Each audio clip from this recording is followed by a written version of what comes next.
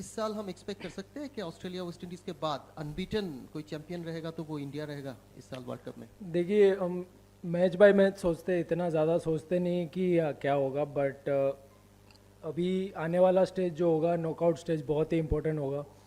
तो जैसे ही टीम का मोमेंटम है, जैसे ही बैटिंग बॉलिंग हर हर डिपार्टमेंट में हम एज ए टीम क्लिक कर रहे हैं, तो कंटिन्यू करेंगे और कोशिश करेंगे कि यही आने वाले सेमीफाइनल में और फाइनल में ऐसा बना रहे बस।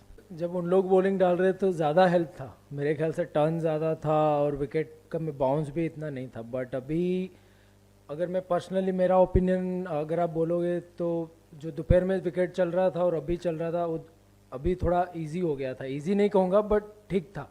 बट दोपहर में तो टर्न भी था और स्लो भी था, तो बैट्समैन मार ही नहीं सकते। बट क्रेडिट विराट और जो मिडिल ऑर्डर बैट्समैन ने उन लोग के स्पिनर्स को हैंडल किया, वो बहुत ही अच्छा था। और हमें आइडिया है कि कलकत्ता जब भी आते हैं तो थोड़ा बाउंस कम रहता है और स्पिन भी रहता ही है, तो मे बी वो एक एडवांटेज था कि हम लोग को पता था कि स्पिन होगा और विकेट स्लो ही खेलेगा, तो वो मेंटली प्रिपरेशन दिमाग में वो लेके खेल रहे थे।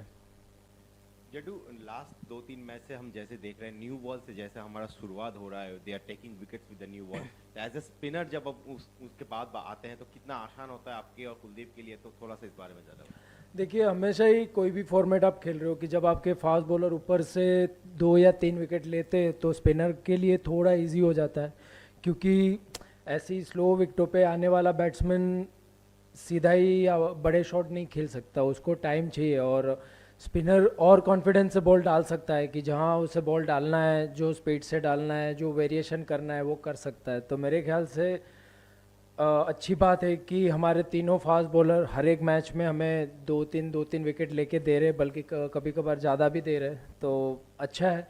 और होपफुली बस ये आने वाले नॉकआउट स्टेज में ऐसा ही परफॉर्मेंस टीम अगर हमारा ऐसे खेलेगी तो बहुत ही अच्छा होगा। तो अभी तक जैसे टूर्नामेंट में हम खेलते आ रहे हैं, पिछला मैच 300 रन से जीता, अभी आज फिर वन साइडेड, जो 8 के 8 मैच जीते हैं लगभग हमने वन साइडेड जीते हैं। और सबसे टफ जो चुनौती माना जा रहा था वो इसी मैच को माना जा रहा था, लेकिन वो भी साबित नहीं हुई। तो आपको नहीं लगता कि कहीं ना कहीं नॉकआउट में जाने से पहले एक आध टफ टेस्ट इंडिया के लिए ज़रूरी था?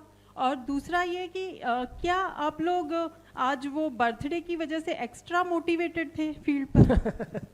नहीं नहीं, बर्थडे और इंडिया के लिए खेलने से कोई कुछ भी चीज़ रिलेटेड नहीं है। जब भी इंडिया जर्सी में हम खेलते हैं तो हर एक दिन बर्थडे ही होता है, क्योंकि बहुत कम लोगों को मौका मिलता है इंडियन जर्सी पहनने के लिए, तो बहुत ही बड़ी बात होती है। बट नहीं, अगर बर्थडे के दिन अच्छा परफॉर्मेंस किया और टीम जीती हो तो और वो डबल स्पेशल हो जाता है। और जैसे आपने पूछा कि कोई टफ मैच क्यों नहीं बना, तो अच्छी बात है कि टफ मैच बनना भी नहीं चाहिए। सामने वाली टीम अगर खेलने आए तो उनको लगना चाहिए कि वो और प्रेशर में और पैनिक कर जाए कि उनका जो प्रिपरेशन है कि भाई ये इंडिया के सामने खेलने जाएंगे तो उनकी टीम बहुत ही ज़बरदस्त परफॉर्म कर रही है बैटिंग बॉलिंग फील्डिंग में, तो यही होना चाहिए। और मैं कहूँगा कि ये वाला जो अभी स्टेज आएगा वो तो और इम्पोर्टेंट है। तो अगर हम वन साइड मैचेस जीत रहे हैं तो सामने वाली टीम के ऊपर और दबाव बना रहेगा।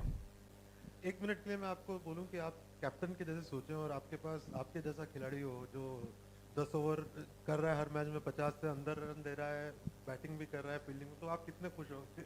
देखो, मैं तो खुश तो बहुत ही हूँ। और आपने कैप्टन की बात कही तो मैं तो पहले मैच से ही कैप्टन की तरह ही सोचता हूँ, बट बना नहीं हूँ, वो अलग बात है।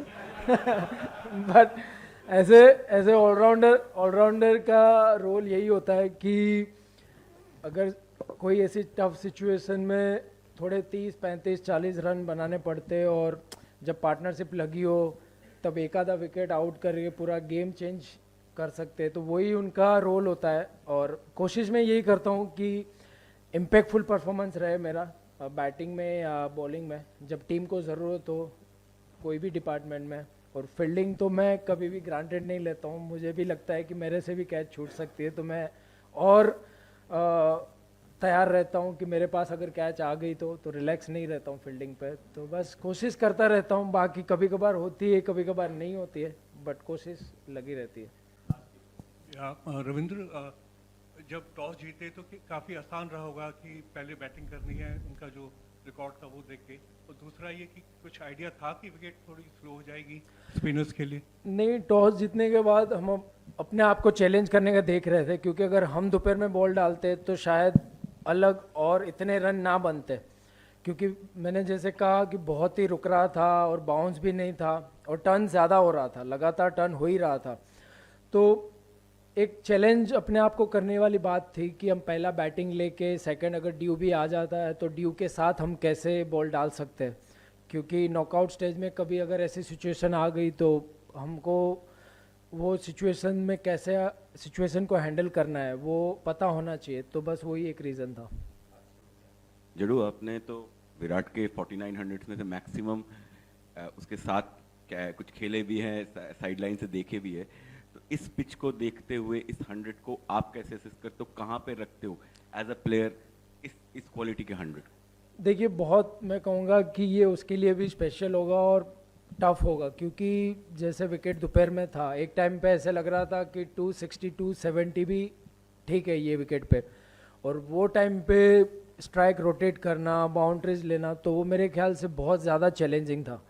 तो स्पेशल मैं कहूँगा कि जब टीम एक टाइम पे रन नहीं आ रहे थे, उनके दोनों स्पिनर ठीक बॉलिंग डाल रहे थे और उसके सामने स्ट्राइक रोटेट करके बाउंड्रीज करके और नॉट आउट और 300 के ऊपर स्कोर पहुंचाना, तो वो एक बहुत बड़ा अचीवमेंट और एक बहुत बड़ा एफर्ट लगता है उसके लिए। सो फार तो आप लोग अनबीटन रहे हैं टूर्नामेंट में, लेकिन टूर्नामेंट शुरू होने के पहले आप लोग कौन सी टीम से ज़्यादा कंपटीशन या टफ मान रहे थे in terms of your planning और प्रिपरेशन? आप और टीम वाइज किसको आप सोच रहे थे सबसे ज़्यादा चैलेंज इस टीम या इन टीमों से मिलेगा?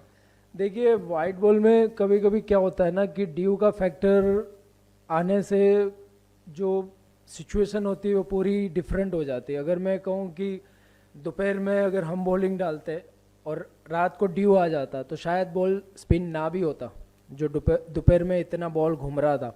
तो कभी कभी वाइट बॉल में ड्यू का बहुत मेन कारण रहता है कि उसकी वजह से कोई भी नॉर्मल टीम भी बड़ी लगती है, और ड्यू नहीं आने से और अपनी फेवर में सब चलने से कोई भी बड़ी टीम लगती भी नहीं है कि इसको तो ऐसे ही हरा देंगे। तो वो सब चीज़ बहुत फैक्टर करता है, और कौन से सिचुएशन में आप क्या आपका गेम प्लान आप बनाते हो वो भी बहुत बड़ा मैटर करता है।